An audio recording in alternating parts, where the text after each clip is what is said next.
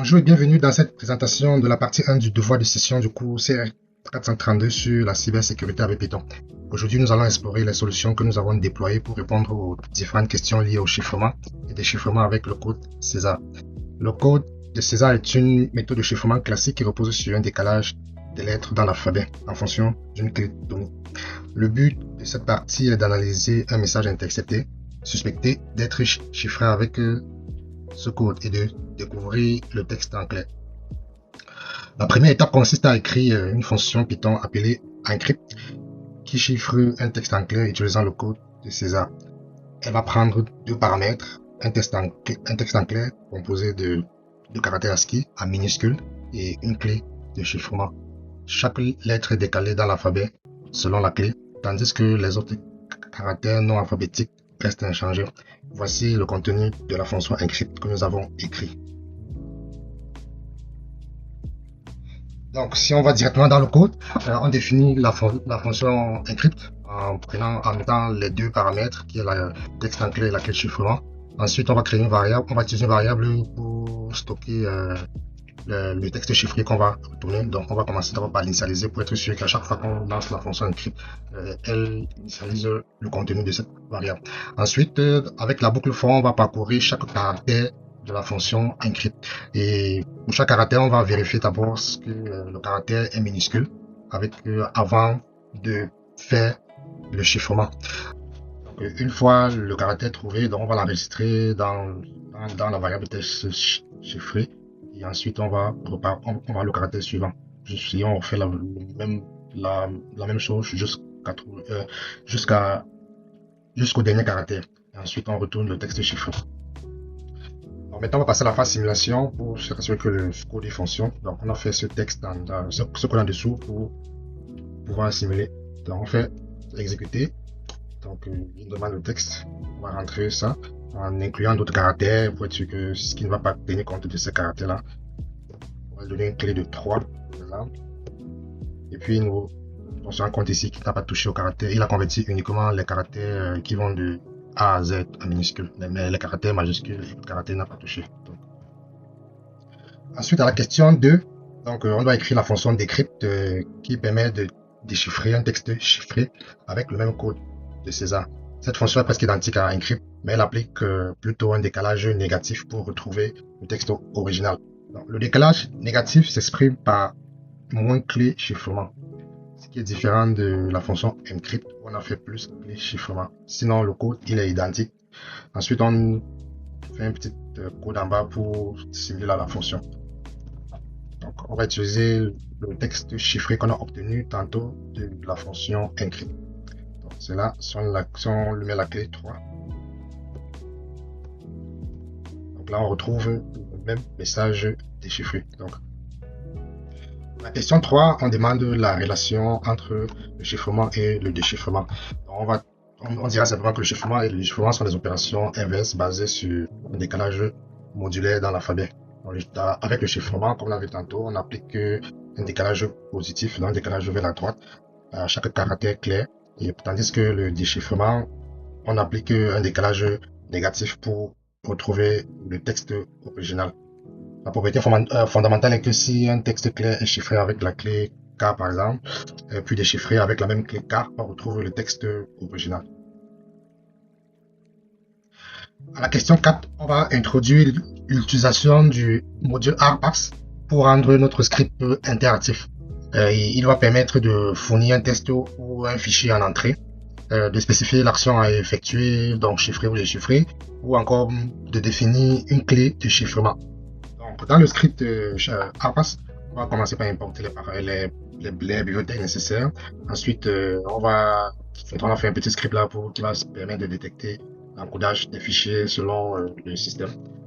Ensuite, on écrit notre script dans une fonction main, que la fonction main, qui sera la fonction principale, qui va... Donc, à chaque fois qu'on va exécuter le script RParse, la fonction main va s'exécuter en premier pour pouvoir charger les arguments qui ont été déclarés dans le module RParse. Donc, dans ce cas, nous avons utilisé, par exemple, -A pour choisir l'action qu'on veut exécuter, donc encrypter ou décrypter. -D pour entrer le chemin contenant le fichier d'entrée, -T pour rentrer le texte ou le message encore, le message en clair qu'on veut déchiffrer, -F pour spécifier le fichier d'entrée où est écrit le message à déchiffrer, -O pour entrer le nom du fichier de sortie ou après avoir déchiffré le message pour l'écrire, et -K pour entrer la clé d'encryption ou de désencryption. Ensuite, on analyse tous les arguments, on prend en compte tous les arguments qu'on a rentrés pour le traiter.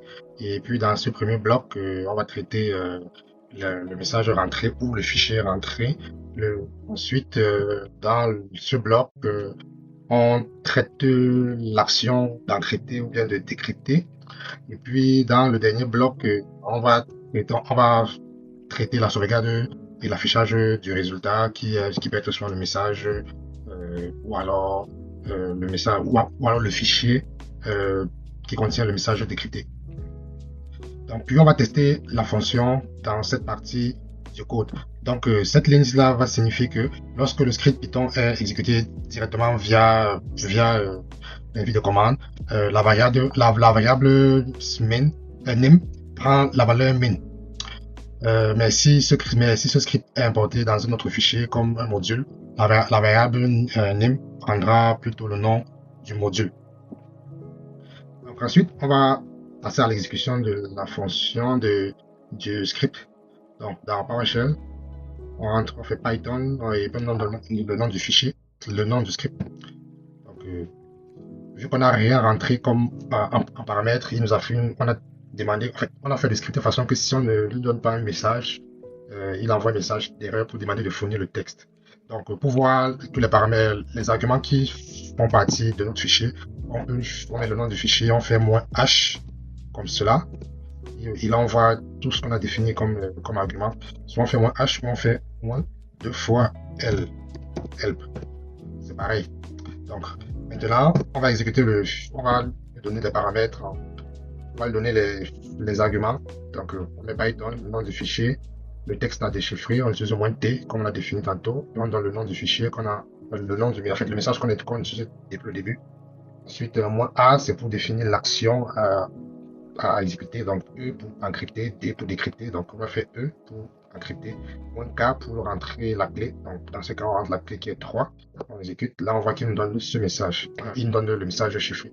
Donc, on va tester avec, on va faire l'inverse pour voir si la fonction nous donne le même message, donc on rappelle la commande, on va effacer, et dans ce cas, on va te donner le message décrypté. Ensuite, -A, on donne cette fois D pour décrypter, et puis on donne la clé 3. Donc là, on voit bien que ça fonctionne. Donc là, il affiche le message déchiffré. Donc, ensuite, on va exécuter, on va refaire la même chose, mais plutôt avec en lui donnant le fichier comme étant comme en entrée. Donc, dans ce cas, on rentre le nom du script et moins. Là, on a dit qu'on utilisait -D, non, -F pour donner le fichier d'entrée, donc -F. Et puis on donne le nom du fichier. Le nom du fichier qu'on va utiliser, il va s'appeler message à chiffrer. Donc on rentre le nom du fichier. C'est ça. Et puis message à chiffrer. Donc c'est bien là. Le nom du fichier, c'est un fichier texte. Ensuite, on donne on veut par exemple qu'il écrit le message dans le fichier qui va s'appeler message déchiffré.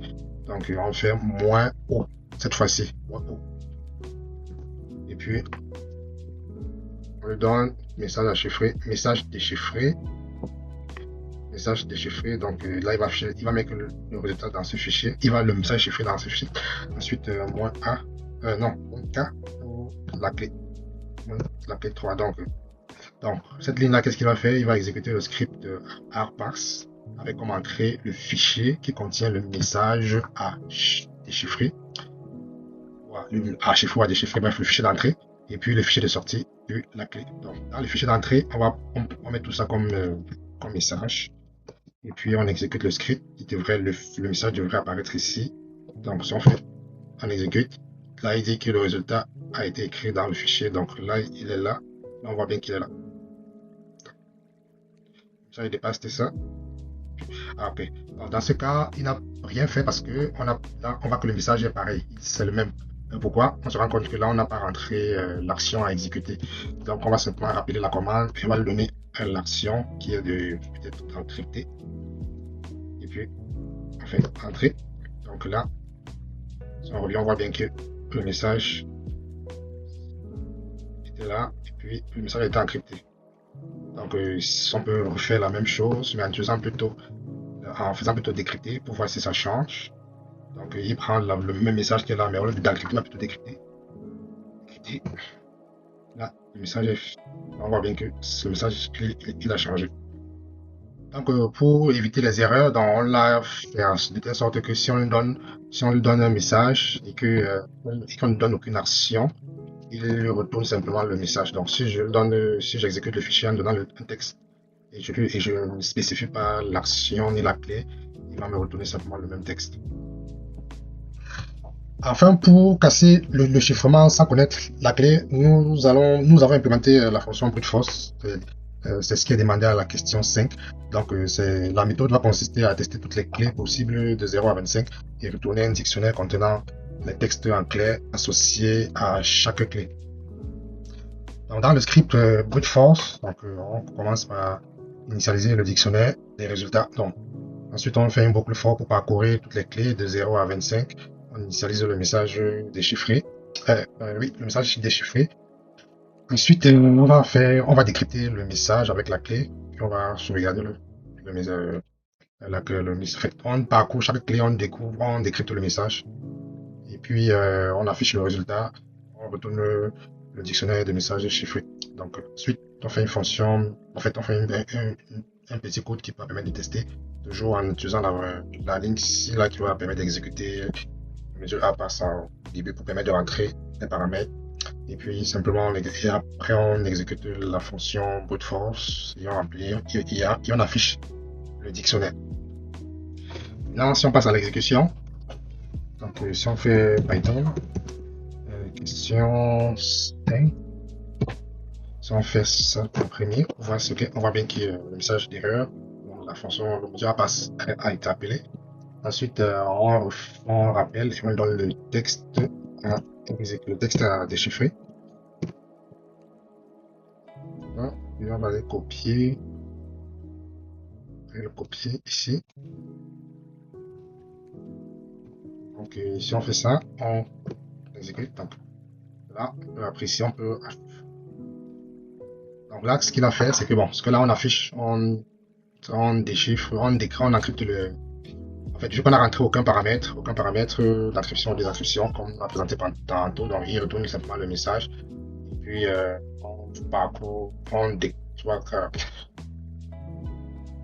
les clés de 0 à 25.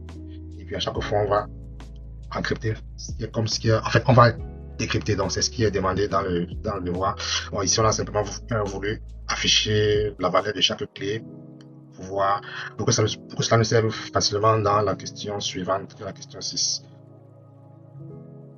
Donc, maintenant, on va réexécuter la fonction en lui passant les paramètres.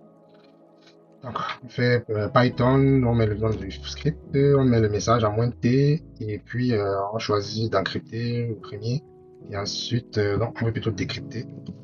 Ensuite, on a la clé de désencryption 3, qui est la première clé, donc on fait Enter. Donc, on voit que le premier message va être, en fait, on affiche le premier, mais la bibliothèque va être là. On voit qu'il parcourt bien les clés de 0 à 25, et à chaque fois, il met le message qu'il a décrypté. Chaque fois, il y a le message qu'il a décrypté. Bon, ici, on veut juste afficher pour voir le contenu, en fait, afficher de façon plus claire pour que cela nous serve dans la question suivante. Donc, à la question 6, on nous demande d'exécuter la fonction brute force et avec un message qui a été intercepté, dans un message qui a été chiffré pour pouvoir déduire la clé. Donc, le message chiffré a été donné au début, là, ici. Donc, on va le copier. Et puis, on a copié tous les codes qu'on a fait depuis le début de la question 5 dans un nouveau script. Et puis, on a fait un petit code là pour pouvoir afficher le traitement de façon plus élaborée. Donc là, on fait Python Q6 et puis on lui donne le texte message est chiffré, le message chiffré, pardon. Ensuite, on exécute. Donc là, on voit que il nous affiche ça et puis on peut en déduire que en fait on affiche le message intercepté, mais quelque part ici, parmi les messages, on se rend compte qu'il y a ici que le message a été que le message est chiffré, c'est bien celui-là.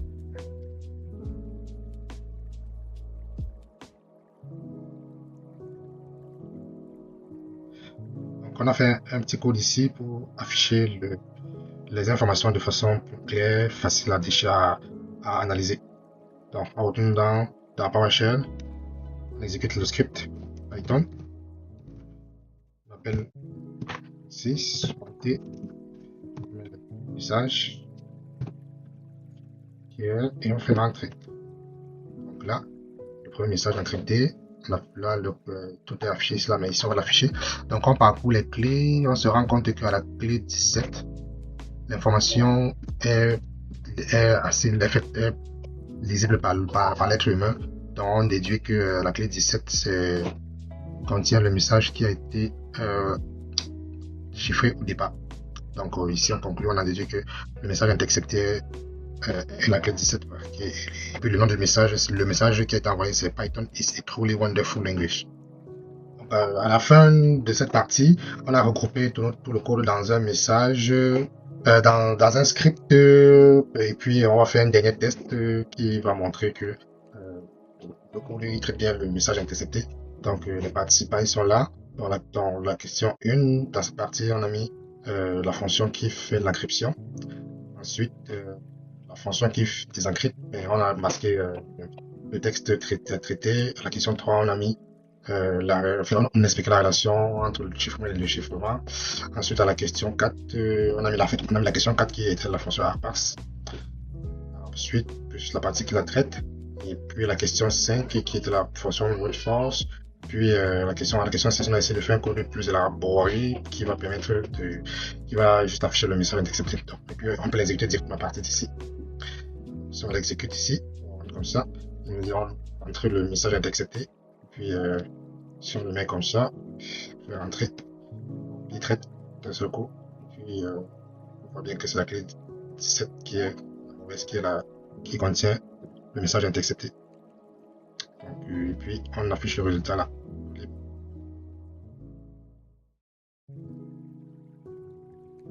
La partie 2 de l'attaque cryptographique va concerner le chiffrement ou le déchiffrement par substitution sur un octet. Dans la question 2, à la question 7, il est question de créer une fonction qui calcule la fréquence d'apparition de chaque symbole dans un texte en clair et retourne une liste de tubes pour trier tout décroissant. Donc, dans un premier temps, qu'est-ce qu'on fait? On va ouvrir le fichier et ensuite on va utiliser la fonction sharded pour détecter l'encodage du fichier. Ensuite, on va parcourir, on va calculer la fréquence de chaque caractère dans le fichier. Donc, on va itérer sur chaque caractère du texte. Ensuite, on va vérifier si le caractère existe déjà dans le dictionnaire. Si c'est le cas, on incrémente, passe au caractère suivant. Sinon, on initialise à 1. Ensuite, on va trier en utilisant la fonction sorted et la fonction lambda. Et ensuite, on va retourner la liste. Donc, et dans cette section, c'est juste pour gérer l'ouverture et l'ouverture des fichiers pour pouvoir informer si le fichier a été ouvert ou pas. Ensuite, ce que je fais, c'est que j'ai copié cette partie-là et puis je l'ai collé dans une fonction, en fait, dans un fichier, dans un nouveau fichier pour le tester. Donc, j'ai utilisé un petit code pour tester que le code marche normalement. Donc, on va l'exécuter ici. On voit bien qu'il nous retourne un dictionnaire de tuples, et puis on a le nombre d'occurrences de chaque caractère. Et puis qui sont triés par ordre décroissant, donc 84, 64, ainsi de suite. Et puis bon, on voit que il y a en tout 34 caractères dans le dictionnaire. Donc ensuite, à la question 8, il faut faire la même chose, mais plutôt sur un fichier binaire. Donc le code il est presque identique en parcours. On était sur chaque caractère et après on trie, on était chaque caractère, on l'enregistre dans un dictionnaire vierge et ensuite on trie le dictionnaire ici. Ensuite on fait la gestion des fichiers. Donc là, je l'ai copié avec un petit code ici pour tester. Donc je l'ai collé dans un nouveau fichier. Donc, si je l'exécute, on voit bien que il parcourt le fichier, et puis il affiche le nombre, l'information de façon triée quoi. Donc, et puis on voit toujours qu'il y a 34 caractères dans ce fichier là. Ensuite, à la question 9, on demande de faire le parallèle entre le fichier chiffré et qui a été fait à la question 8 et le fichier texte qui a été fait à la question 7. Donc, dans un premier temps, lorsqu'on a exécuté, donc, ce que j'ai fait, c'est que j'ai copié les deux fichiers et puis j'ai mis là pour pouvoir comparer. On se rend compte que dans un premier temps, ils ont le même nombre de caractères. Les occurrences sont presque identiques. Donc, les deux fichiers ont au total 34 caractères. Et puis, on voit bien que les nombres, les occurrences sont identiques pour les deux fichiers. Donc, on commence à 84, ensuite 64, ce qui est identique. Quoi. Donc, on dira simplement que les deux fichiers ont le même nombre pour chaque caractère, ont le même nombre d'occurrences. Ensuite, à la question 8, on demande de faire la fonction qui prend deux listes de fréquences, l'un en plein test, l'autre l'autre chiffré, et retourne un dictionnaire contenant la clé de chiffrement partiel. Donc, cette clé de chiffrement, elle doit être fixée. Donc là, c'est quoi? C'est que ici, si j'exécute les deux fonctions tantôt là, donc en fait, ce qu'il faut faire, c'est qu'il faut récupérer la clé de chaque dictionnaire et mettre la clé de chaque dictionnaire et pour composer un nouveau dictionnaire. Donc c'est ce que moi je fais ici. En fait, c'est quoi? C'est qu'on fait une boucle pour remplir la clé partielle. Donc on récupère vraiment l'octet chiffré à la position, peut-être à la position, on commence à 0. Ensuite, on récupère le caractère en clair à la même position. Et puis on les associe dans un dictionnaire simplement. Et puis on retourne la clé de chiffrement passé. Donc je fais un petit code ici là pour tester. Donc mais avant, j'utilise les fonctions que j'ai créées tantôt. Les deux fonctions, la question c'est des 8 que j'ai créées tantôt. Donc si j'exécute, on verra bien que ici là on a 155.1, je peux exécuter si j'exécute les autres fonctions avec Q9 juste pour pouvoir bien simuler. Donc là on voit qu'ici dans le dictionnaire, dans le nouveau dictionnaire,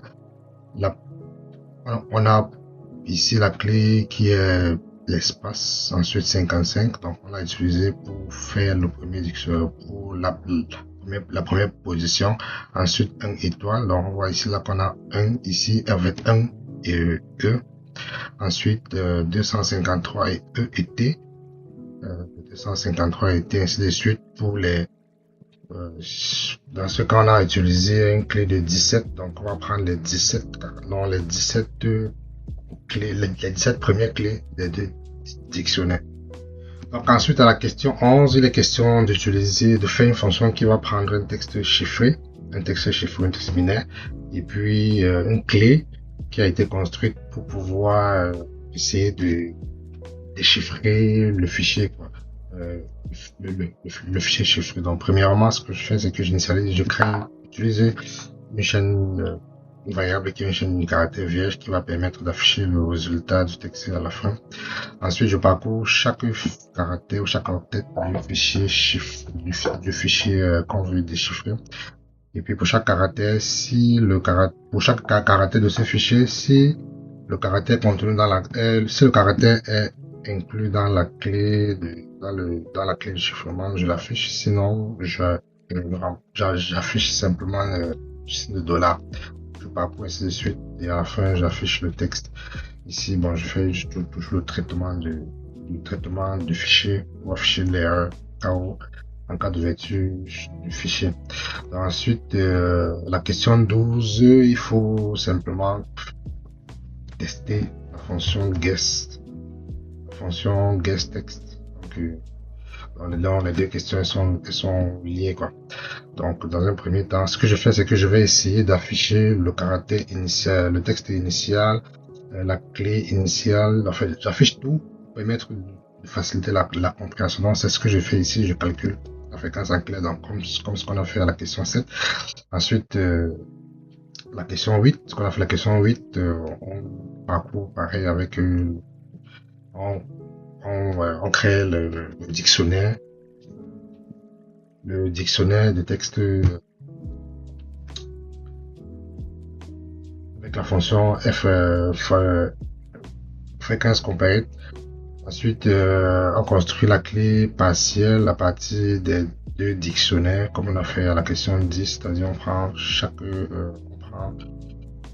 si on prend dans notre cas, par exemple, on a utilisé la clé 17, donc on prend les 17 premières clés de chaque dictionnaire pour composer le nouveau dictionnaire qui va servir de clé partielle de déchiffrement.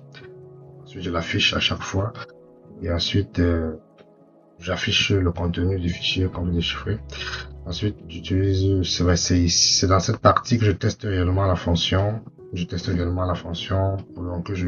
Pour chaque caractère, soit l'afficher s'il est existant dans le dictionnaire, ou soit la remplacer par $, s'il n'est pas existant dans le dictionnaire. Donc, c'est ici que je teste vraiment la fonction, quoi. Donc, ici, je l'exécute. Dans un premier temps, que je sais tantôt, on parcourt le fichier et puis on affiche le nombre d'occurrences. Pareil pour le deuxième. Ensuite, on compose la clé. Donc, c'est ça, on l'a vu dans les questions précédentes. Ensuite, le fichier final qu'on essaye d'avoir, c'est celui-là. Et puis, le contenu du fichier qu'on veut déchiffrer, c'est ça. Donc, on voit qu'il est en binaire, il est lisible par un être humain. Donc, maintenant, la fonction guess, lui, va faire ça. Il va faire cette partie-ci. Chaque fois qu'on parcourt chaque caractère, si on le voit, on le remplace. Sinon, on l'affiche, sinon on remplace par le $. Donc, c'est ça, là, c'est ça, c'est de là qu'on comprend mieux la substitution. Donc, là, quand on regarde, on voit que la fonction, le message, le texte binaire, là, il ressemble plus à un message écrit en anglais. Donc, si on voit ici là, exploring, on voit que si on le compare avec le fichier de base à déchiffrer, on voit que il reste les 3 premiers $ peuvent signifier X. Donc, il fait exploring, ainsi de suite. Le B, ici là, le signe de $ sur breathing ressemble à breathtaking, ainsi de suite. Donc, à chaque fois, ce sont les caractères en $, c'est les caractères qu'on n'a pas pu trouver dans le dictionnaire, et qu'on a particulièrement avec une clé de 17. Donc, le texte déchiffré ressemblerait un peu à ça. C'est le résultat obtenu que nous avons, le résultat que nous avons obtenu de la fonction guest. Donc, ensuite, on va faire pareil. La question 14, on demande de faire pareil, plutôt avec le fait d'exécuter la fonction guest plutôt sur un fichier, sur un fichier qui s'appelle textbin. Donc, c'est notre fichier binaire toujours. Donc, ce que j'ai fait, c'est que j'ai essayé de faire, je l'ai écrit différemment. Donc, en utilisant une correspondance, donc, en essayant d'enrichir mon dictionnaire manuellement. Donc, si j'exécute, j'essaie de trouver ça, tout ça. La fonction guess lui me donne quelque chose qui ressemble à hello des. Donc là, on peut ici, on voit que c'est toujours un texte écrit en anglais. Donc on peut essayer d'enrichir continuellement continuellement ici les caractères pour essayer de retrouver les caractères manquants. Mais à partir de là, on peut déjà facilement lire, comprendre le message le message chiffré, quoi. Donc, ceci marque la fin du texte, la fin de la partie 2. Donc, tout le fichier complet, lui ressemble à celui-là. Donc, c'est ça. Nous sommes 3-4 personnes dans le projet. Question 7, elle est ici. Ensuite, on utilise un message pour tester. Question 8, ensuite la question 9, la question 10 jusqu'à la fin. Donc, si je la compile, je l'exécute. Donc, sur les deux fichiers, le fichier Xbin et le fichier Cypher. Donc là, on retrouve encore le résultat de la question 14, le résultat de la question 11 et 12, ainsi de suite. Donc, ceci marque la fin de la partie du deuxième point de la partie 2. Bonsoir à tous. Nous allons passer à la deuxième partie de notre projet. Il s'agit de la présentation ou de la démo du DNS Spoof.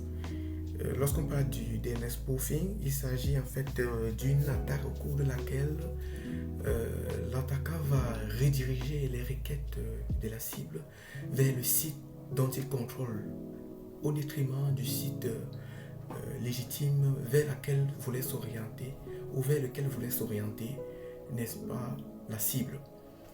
Alors, nous allons pour ainsi dire présenter le fichier qui comporte le script permettant d'exécuter cette attaque. Il s'agit du fichier DNS spoofing 8 arp.py.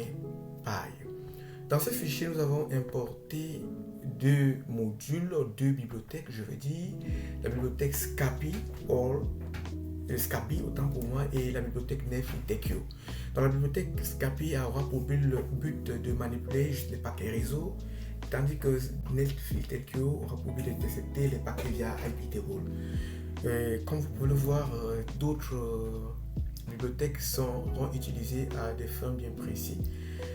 Nous allons procéder, n'est-ce pas, à l'initialisation des variables pour nous permettre des variables qui seront utilisées durant cette attaque.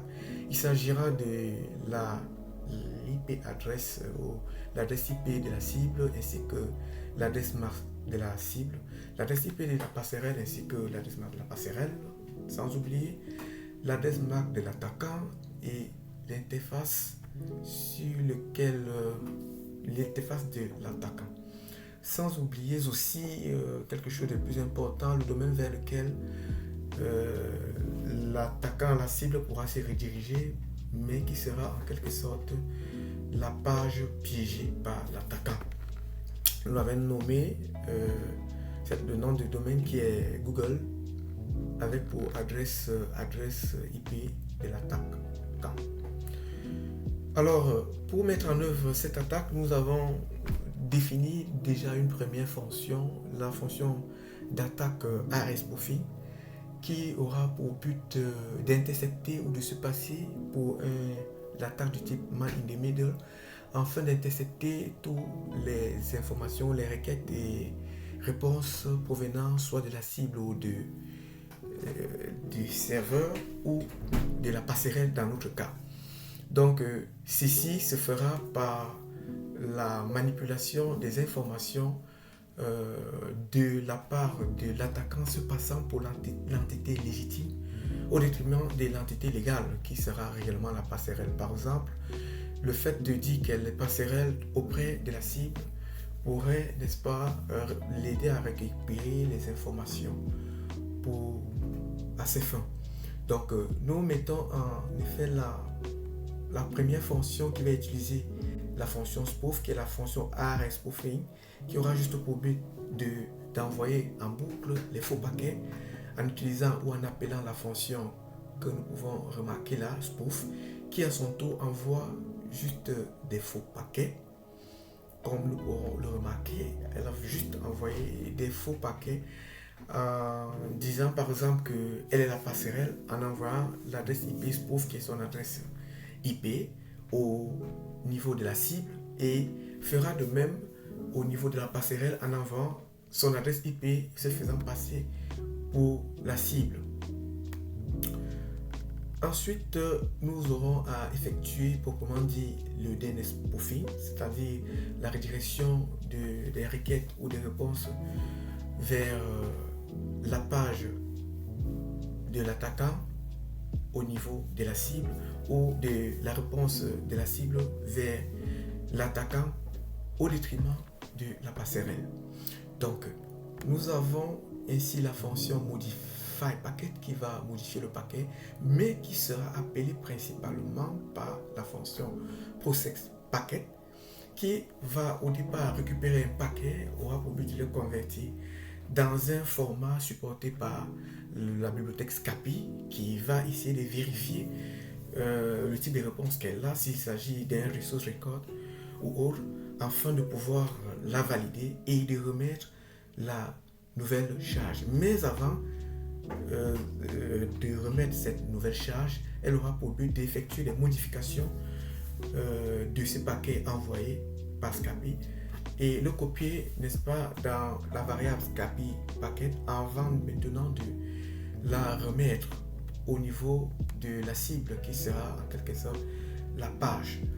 Donc voilà en quelque sorte ce que fera cette fonction DNS spoofing et qui sera exécutée au niveau de la fonction main. La fonction main qui va, n'est-ce pas, au départ essayer d'autoriser le forward IP en lui accordant la valeur 1 afin de valider la continuité du trafic. C'est-à-dire que pour éviter que le trafic ne s'interrompe, elle va donc affecter à cette variable la valeur 1. Ensuite sera donc lancée la bibliothèque Trade qui va permettre, n'est-ce pas, d'effectuer en parallèle les tâches, que ce soit l'appel de la fonction rspoofing ou bien de pouvoir lancer le process packet. Elle aura un grand rôle à ce niveau-là. Donc, c'est ainsi que la fonction main pourra permettre l'exécution ou l'affichage des différents états d'exécution de cette attaque. Alors, nous allons lancer l'exécution à travers cette commande sudo-e inf/bin/python3 et le nom de notre fichier DNS spoofing with ARP. Nous le ferons au niveau du terminal et nous allons donc lancer. Lançons cette attaque en tenant compte du fait que nous avons au début défini, ou autant pour moi, lancer notre serveur à travers la commande sudo python3-m http.server sur le port numéro 80. Et aussi nous signifions que nous avons, n'est-ce pas, écrit la page vers laquelle sera orientée notre cible, qui est la page connexion poly.html, telle que en lançant la commande ou en appelant le domaine http autant pour moi www.google.com, cela l'orientera vers notre page. Et en quelque sorte, la page est celle-ci, différemment de la page officielle de Polytech qui est celle-ci. Donc c'est cette page que nous avons récupérée, dont nous avons récupéré le code sur la page de Poly et nous avons essayé de placer la signature de l'attaquant. Donc voilà. Alors nous allons nous rendre actuellement sur la page ou sur la machine de la cible et nous allons lancer au niveau de notre navigateur. Nous allons essayer de nous rendre sur la page de Google. C'est la page Google, comme ça. Et quand nous lançons google.com, essayons de voir ce qui va se passer. Si la page Google s'ouvrira, alors voilà une certaine redirection de la page Google vers une autre page dont on essaie de voir ce qui va se passer.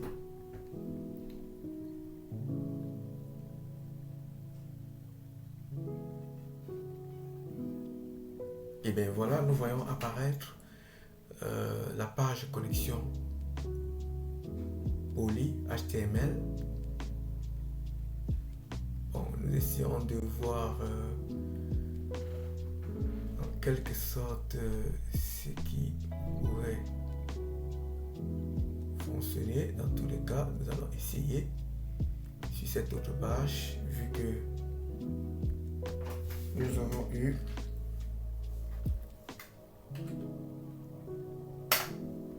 voilà, nous allons essayer. Ok.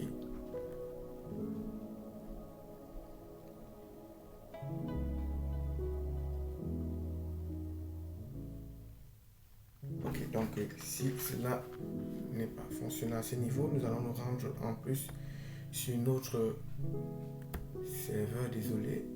Nous allons nous rendre sur cette page, essayer de voir s'il y a, ça a été lancé. Nous allons essayer, n'est-ce pas, de relancer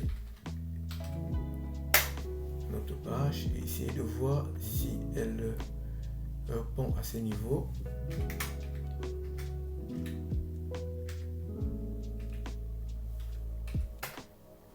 Ok, nous essayons de voir en quelque sorte si ça va aussi fonctionner là.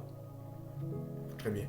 Donc nous allons revenir sur la page de départ, qui était cette page qui a eu un souci. Nous allons essayer une fois de plus en attendant. Désolé parce que nous avons un problème avec la machine. Donc il y a un souci.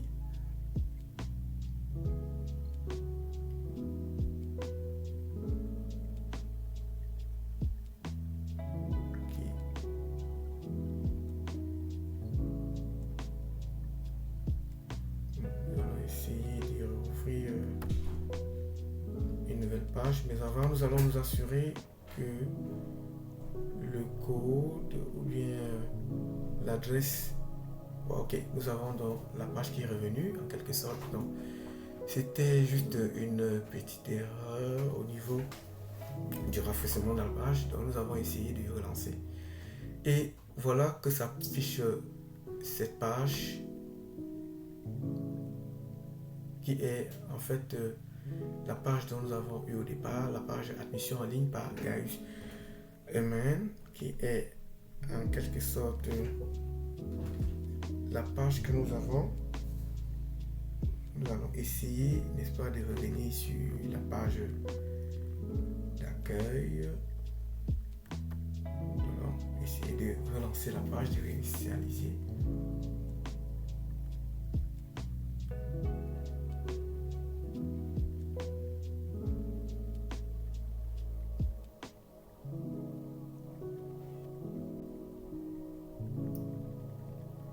Donc, il s'agit en quelque sorte de petites erreurs au niveau de notre connexion. Nous revenons toujours sur notre première page et nous allons essayer juste de rafraîchir pour voir si tout fonctionne bien. Et bien, si tout fonctionne, alors nous rendons sur notre page. Ok.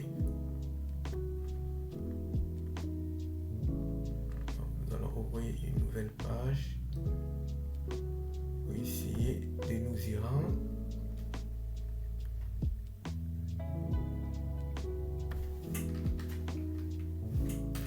Très bien. Nous nous rendons compte que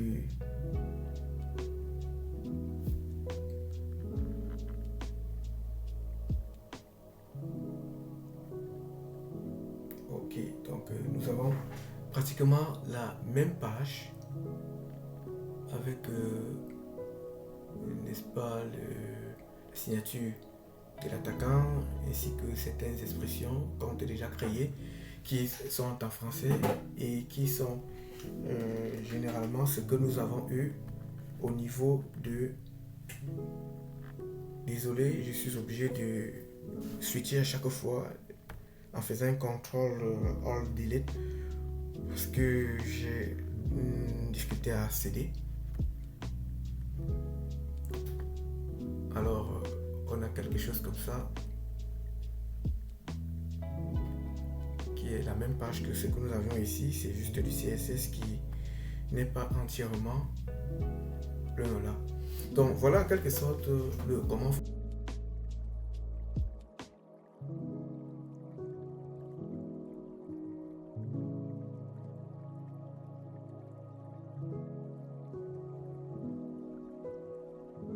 Bonjour à tous et bienvenue dans cette capsule vidéo qui parle du buffer overflow. Alors, à la suite de mes pairs qui ont présenté la partie 1 et la partie 2 du devoir CR432, nous on parlera de la partie 3 qui se focalise sur le buffer overflow. Alors, c'est quoi le buffer overflow? C'est une tactique d'attaque qui consiste à envoyer une série d'octets, une grande série d'octets à une machine cible en vue de la faire crasher. Alors, donc, la question 1, c'est on va créer le fichier stat.spk et on va copier et coller le contenu. Alors, le fichier a été créé à l'aide de la commande nano, puis on a copié et collé le contenu et on a affiché le fichier stat.spk à l'aide de la commande cat que vous voyez ici. Alors, la question 2, c'est veuillez exécuter la commande suivante, generic send TCP IP Windows 999 stat.spk00. Alors, voici ça qui a été exécuté ici. Il faut noter que cette commande a été faite à l'aide de la machine d'attaque, un Kali Linux. Et la machine cible, c'est une Windows dont l'adresse IP est 10.0.2.7. Donc, Generic Send TCP est une utilité Metasploit qui permet d'envoyer, je veux dire quoi, des exploits.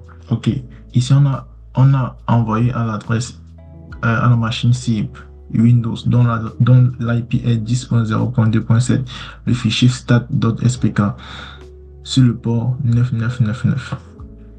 Donc voilà ça ici. Puis on a obtenu un résultat sur le Immunity Debugger.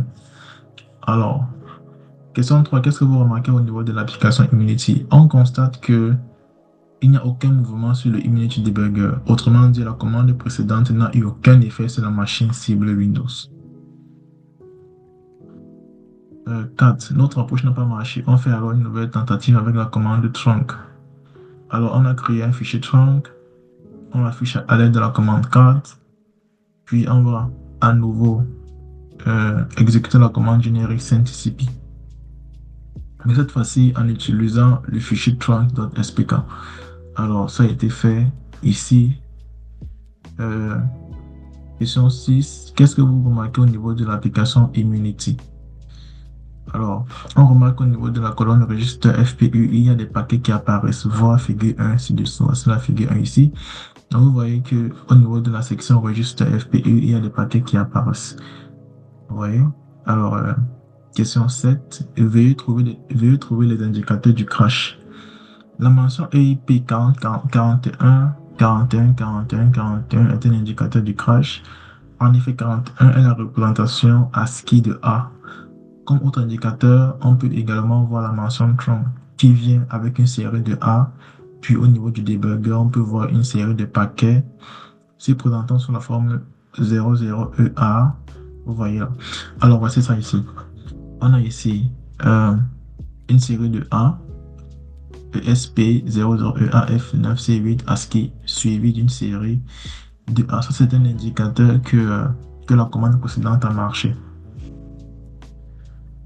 La question 8, dans ce sens, il s'agit alors de trouver le nombre de caractères utilisés pour atteindre le registre EIP. Selon vous, pourquoi on devra faire cette étape? Alors, cette étape est importante pour comprendre le fonctionnement d'une attaque par buffer overflow, surtout dans le cadre de la cybersécurité avec Python. Alors, question 9, il m'a dit de savoir combien d'octets sont nécessaires pour faire le crash et d'utiliser Wireshark pour la capture du trafic au niveau du serveur. On peut appliquer le filtre le filtre ci, comment peut-on le faire? Alors, ici, j'ai mentionné les étapes utilisées pour appliquer ça. On va d'abord lancer Immunity Debugger sur la machine cible Windows, puis lancer Wireshark sur la machine d'attaque en spécifiant l'interface sur laquelle le trafic réseau passera, puis exécuter la commande Generic SendCP sur la dite machine d'attaque. Puis aller sur le Wireshark et appliquer le filtre IP.add, le filtre ci, puis faire un follow TCP stream. Puis une fois à ce niveau, en bas à droite, incrémenter le paquet jusqu'à avoir une série de A. Sur la figure ci-dessous, on peut voir le nombre d'octets nécessaires pour faire le crash. Il s'agit ici de 5064 bytes, voir figure 2 ci-dessous. Alors voici la figure 2 ici. Alors, juste ici à droite, en bas, vous voyez stream 2. J'ai incrémenté ça à 2. Et j'ai eu le résultat ici. Vous voyez une série de A. OK? Donc, et plus bas ici, on voit Inter Conversation 5064 bytes. Donc, c'est un peu ça. Question 10. En sachant approximativement combien d'octets sont nécessaires, veuillez utiliser l'utilité MSF Pattern Create au niveau de Kali pour créer une partie de la charge d'attaque. Alors, l'utilité MSF Pattern Create va créer un texte arbitraire contenant 5063 caractères dans le fichier pattern.txt.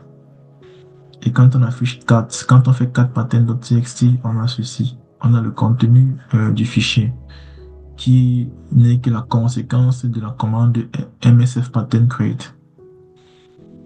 Alors, on commence alors à créer notre script d'attaque en Python.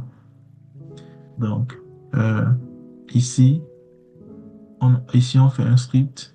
Ici, j'ai utilisé l'utilité nano pour faire ce script-ci. Question 12. Veuillez attacher le processus du serveur vulnérable avec Immunity, puis exécuter dans Kali le script qui génère le débordement. Veuillez prendre en considération la valeur du registre EIP, voire registre au niveau de Immunity. Alors voilà, au niveau de Immunity, Debugger, section registre FPU, on a la variable, ici on peut lire la première ligne EAX A0 AA. Et si vous regardez bien ceci, et on remonte légèrement, on voit que AA0 AA. Il s'agit ici des 5063 caractères arbitraires qu'on a mis dans Pattern, qui a fait en sorte que le Immunity Debugger crash et affiche ce que vous voyez à l'écran ici présentement. OK? Alors, excusez.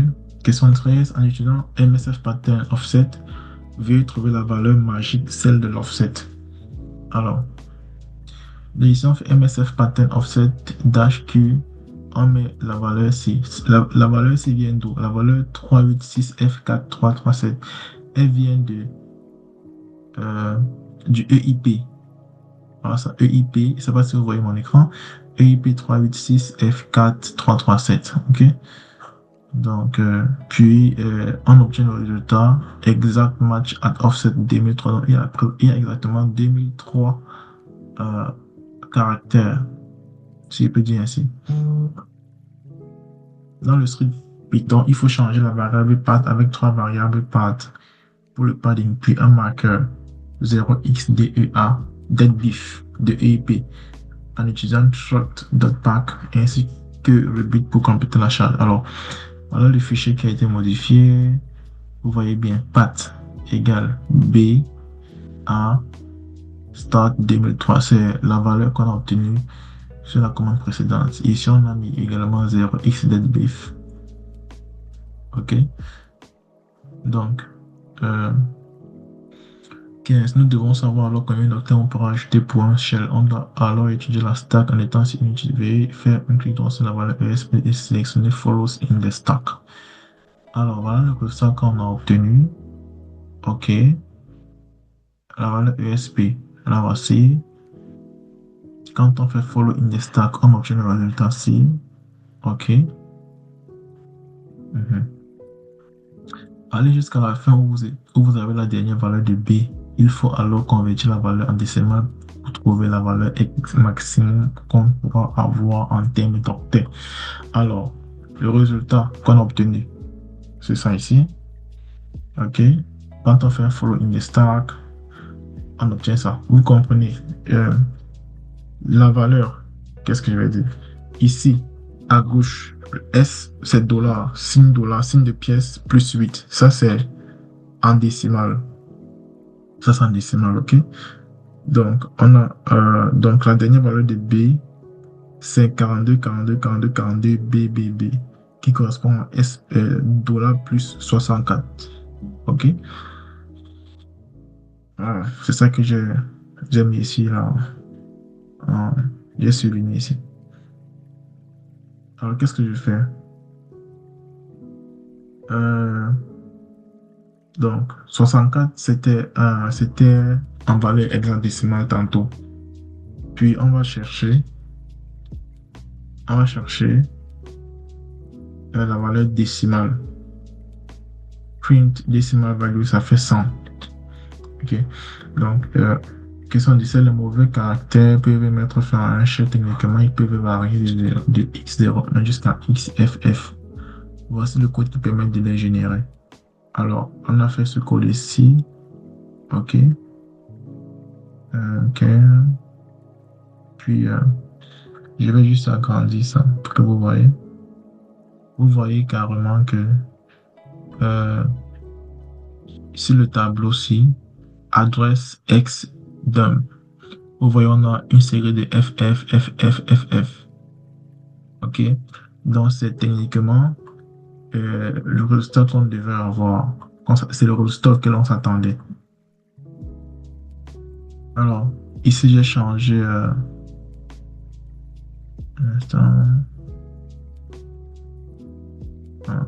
ici, j'ai changé.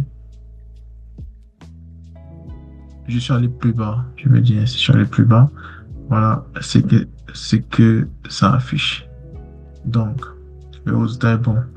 Pour ajouter une exécution d'un shell, on doit trouver un branchement sur la stack, la pile d'exécution JMP et SP. On peut utiliser l'utilité Mona au niveau du debugger pour vérifier quels sont les modules système qui n'ont pas de protection de mémoire.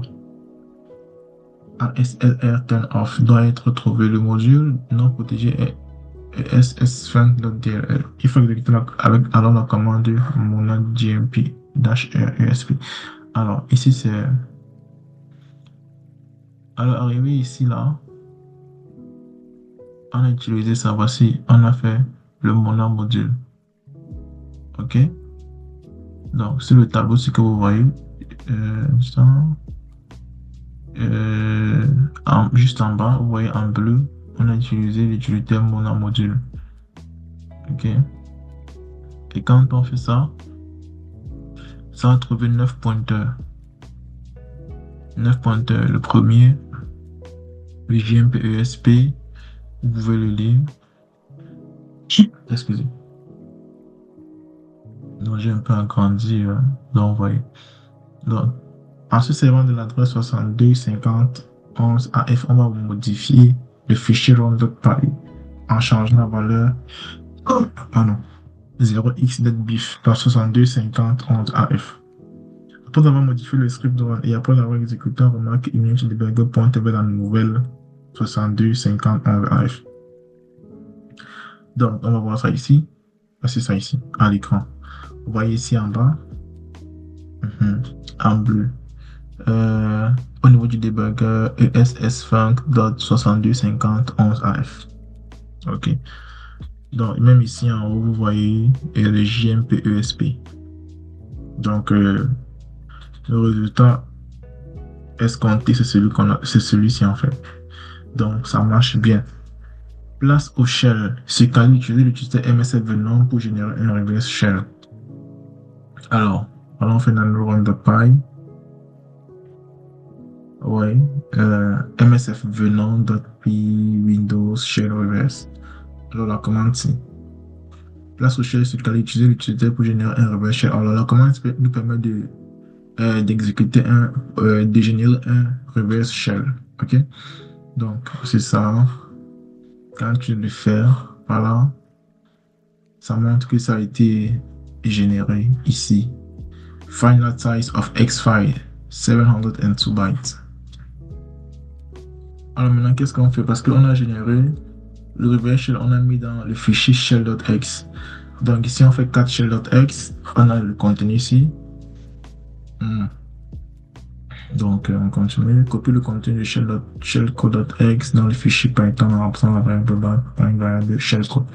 Alors, on a ici, on a le fichier rumpy qu'on a avec Nano. Ok, un instant. Ok, donc le contenu de shell.x commence par DAD. Ok, voici ça ici, DAD, CD. Donc, on va venir ici, on voit que, vous voyez ici shell, dans le fichier run.py, vous voyez ici shell égale DADC. Donc, on a copié le contenu de shell et on a mis ici dans le script Python. Ok. Alors, ici, qu'est-ce qu'on fait? C'est le netstat. Ça écoute sur le 444, sur le port 444. On fait ça sur la machine d'attaque Kali. Voici ça, voici le résultat. Alors, pratiquement, ça marche. On a pu accéder à la machine cible Windows. Voici voici le chemin. C users Nessus desktop Rivergun manifest utility. Ouais. Ok. Ici, j'essaie de faire ls pour voir le contenu, mais ça m'a dit comme message comme quoi ls n'est pas reconnu en tant que commande interne. J'ai fait 10, ça m'a dit le volume, ça m'a dit le volume dans le lecteur s'il n'a pas de nom. Ok. Et pour finir, ici un instant. Ok. Donc, qu'est-ce qu'on fait? On continue. On est ici. Voilà. Donc, étant ici, j'ai fait ipconfig. Ça me donne l'adresse IP de la machine cible Windows 10.0.2.7. Et si vous vous souvenez bien, au début de cette capsule vidéo, on a exécuté la commande générique CentCP en utilisant l'adresse IP de la machine cible 10.0.2.7. Donc, cette capture-ci, ce que vous voyez à l'écran est une preuve que le reverse shell a fonctionné. Vous voyez? Donc, en fait, c'est quoi?